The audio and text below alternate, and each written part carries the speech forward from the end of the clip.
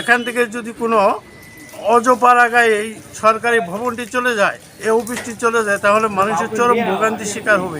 একটা চক্র নেওয়ার জন্য, এই অজপাড়া নেওয়ার জন্য, মানুষের দুর্ভোগ করার জন্য এটা পাইতারা চলছে। ভূমি অফিসটা শিবগঞ্জ হাটকালির বাজারেই থাকে, আমরা অন্য কোথাও নিতে দিব না। ফুলবাড়িয়া পশ্চিমে যদি ধরা হয়, এই 2 নং পরিজনের মধ্যে শিবগঞ্জ হাটকালির বাজার হইল রাজধানী। এই জায়গা থেকে অজপাড়া একটা চক্র নেওয়ার জন্য, এই অজপাড়া নেওয়ার জন্য, মানুষের দুর্ভোগ করার জন্য এটা পাইতারা চলছে।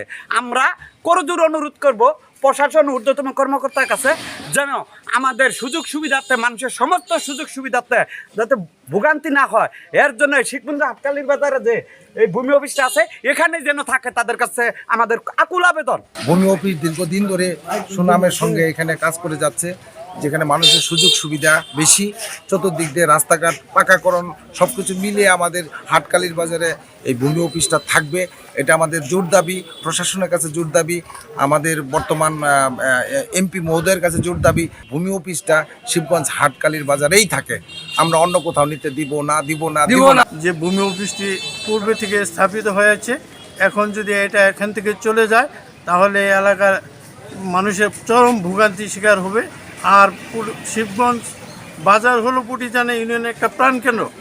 এখান থেকে যদি কোনো অজপাড়াগায় এই সরকারি ভবনটি চলে যায়, এই অফিসটি চলে যায়, তাহলে মানুষের চরম ভোগান্তির শিকার হবে। তাই শিবগঞ্জ বাজারে এই ভূমি অফিসটি থাকলে সকল স্তরের মানুষের জন্য সুবিধা হবে। আমি সরকারের কাছে উদারত আহ্বান রাখছি সাংবাদিক ভাইদের মাধ্যমে, যেন এই ভূমি অফিসটি এই শিবগঞ্জ বাজারেই থাকে।